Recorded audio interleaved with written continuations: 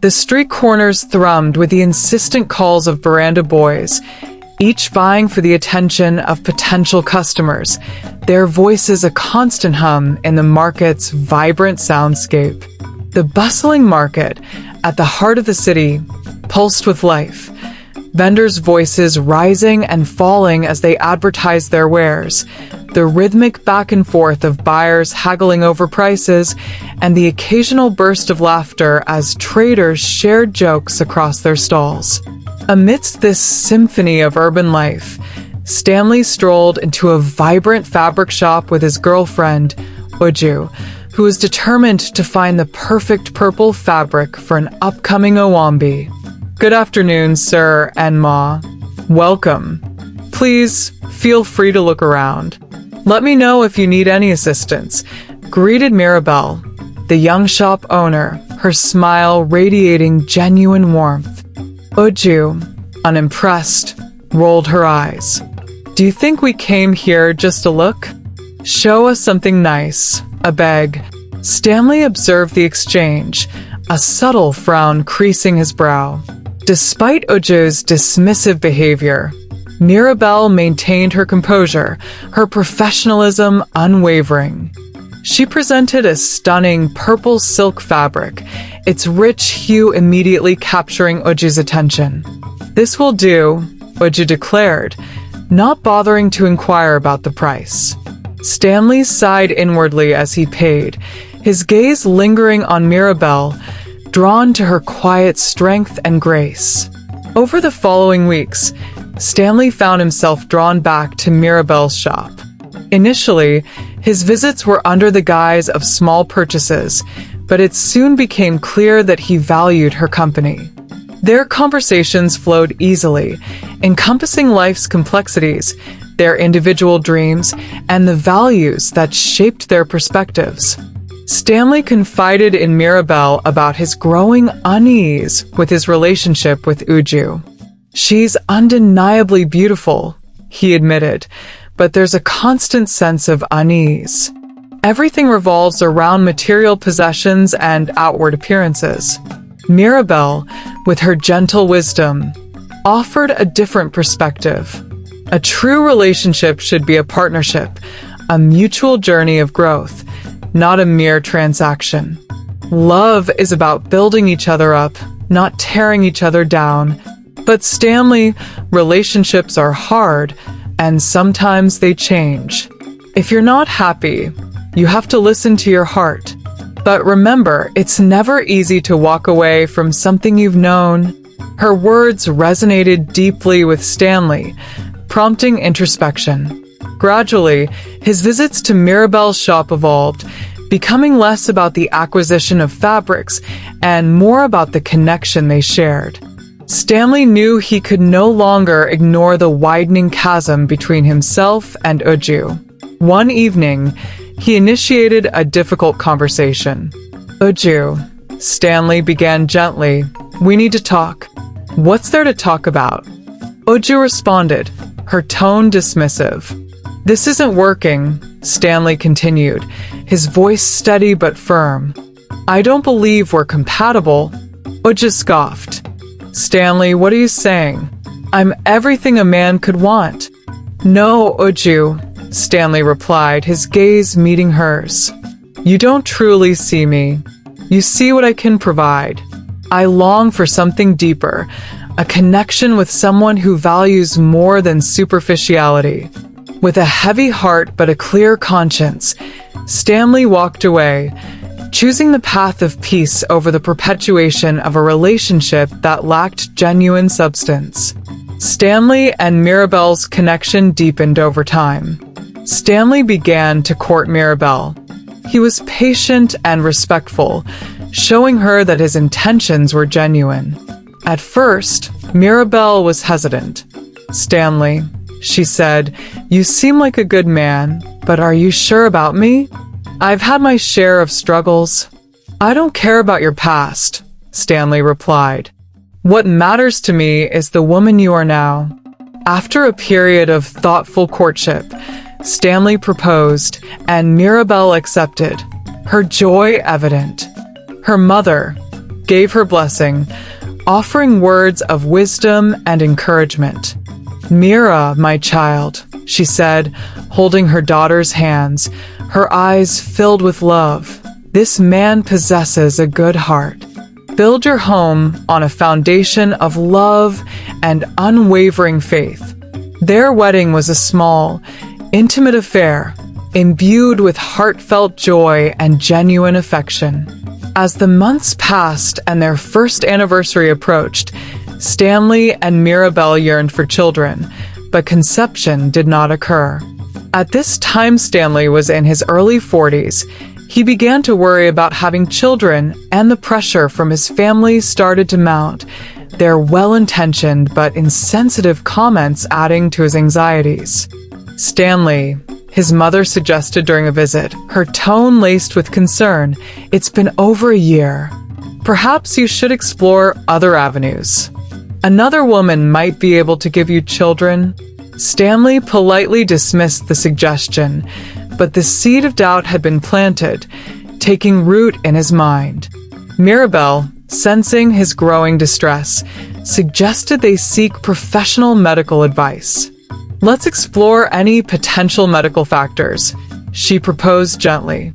They underwent various tests, but the results revealed no discernible medical issues. "It may simply require more time," the doctors reassured them. Despite the medical reassurances, Stanley's anxiety persisted, while Mirabel maintained her unwavering faith, offering prayers for a miracle. Then, Uju resurfaced, her demeanor seemingly transformed. She approached Stanley, claiming to have undergone a significant personal change. "Stanley, I've made mistakes. I acknowledge that," she confessed, her eyes pleading for understanding. "But I've learned from them. I can be the woman you need." Stanley hesitated, torn between his past with Uju and his present with Mirabel. Uju's presence stirred old feelings, but he knew deep down that he had moved on. "Uju, I'm married now. I'm with Mirabel. I made my choice," Stanley said softly. Uju didn't take it well, but Stanley's resolve remained unshaken. She embarked on a campaign to discredit Mirabel, delving into her past and unearthing rumors and innuendo. Uju spread malicious tales about Mirabel, alleging past involvement in prostitution before her marriage to Stanley. One evening, burdened by these insidious rumors, Stanley confronted Mirabel, his voice laced with pain and confusion. "Is it true, Mirabel? Were you involved in such activities before we met?" Mirabel's composure crumbled, and she broke down in tears, her heart aching with the weight of her past. "Stanley, I made mistakes in my past. I won't deny that," she sobbed. "But I've changed. I've found solace and redemption in my faith, and I've been completely honest with you about who I am now."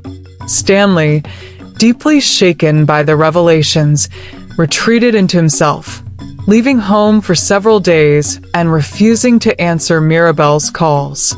Mirabel's mother, she often calls Mama, sensing her daughter's distress, visited her, finding her consumed by grief and despair.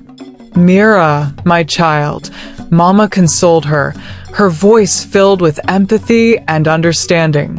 "Every marriage encounters trials and tribulations. Continue to pray, my dear. If Stanley's love for you is true and unwavering, he will find his way back to you." Her mother's words provided Mirabel with a glimmer of hope, bolstering her resolve to persevere in her prayers and maintain her faith in their love. After weeks of agonizing silence, Stanley finally returned home. He offered no apology, no explanation. He simply walked through the door, a ghost in his own house. Mirabel, her heart aching, still offered a tentative welcome, but his response was muted, a mere nod of acknowledgement. The atmosphere was thick with unspoken words, a chasm of hurt separating them. The rebuilding of their fractured trust wouldn't be a shared endeavor at first. Mirabel carried the weight of it alone, her quiet resilience a stark contrast to Stanley's emotional distance. Gradually, over the following days, the warmth of her presence, the steadfastness of her love, began to chip away at the icy wall he had erected around himself. A few months later, Mirabel began experiencing unusual symptoms. A visit to the doctor brought forth joyous news. She was pregnant. God has answered our prayers, Mirabel exclaimed, tears of joy streaming down her face. Mirabel gave birth to triplets, Justin, Jason, and Judith. Their joy knew no bounds, a testament to the power of faith and perseverance. However, after a few months, Stanley's lingering doubts, fueled by Oju's persistent whispers, resurfaced. "Are you certain those children are yours, Stanley?" his friend, Mark questioned one day, his words laced with suspicion. Stanley attempted to dismiss the thought, but it gnawed at him, eroding his peace of mind. Oju, her bitterness unabated, sought out Stanley once more, her voice dripping with venom. "Are you truly certain those children are yours? Remember her past," she whispered, planting seeds of doubt and mistrust.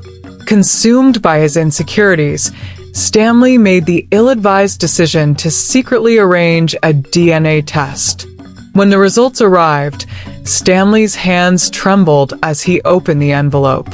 The results confirmed beyond any doubt, all 3 children were his. Overwhelmed by a wave of guilt and remorse, he realized the profound damage his doubts had inflicted upon Mirabel and their relationship. He returned home, his heart filled with contrition, and knelt before Mirabel, his voice choked with emotion. "Mirabel, I am so deeply sorry," he pleaded. "I allowed my fears and the insidious words of others to drive a wedge between us. Can you ever forgive me?" Mirabel embraced him, tears mingling with his, her forgiveness immediate and unconditional. "I've already forgiven you, Stanley," she whispered softly. "Let us put this behind us and move forward together, stronger than ever." With the truth unequivocally established, Stanley's love and devotion for his wife and children deepened immeasurably. He severed all ties with Oju, silencing her malicious whispers, and firmly addressed his family's unfounded doubts. Together, Stanley and Mirabel faced the future with renewed faith, unwavering love, and a profound appreciation for the blessings they had been given.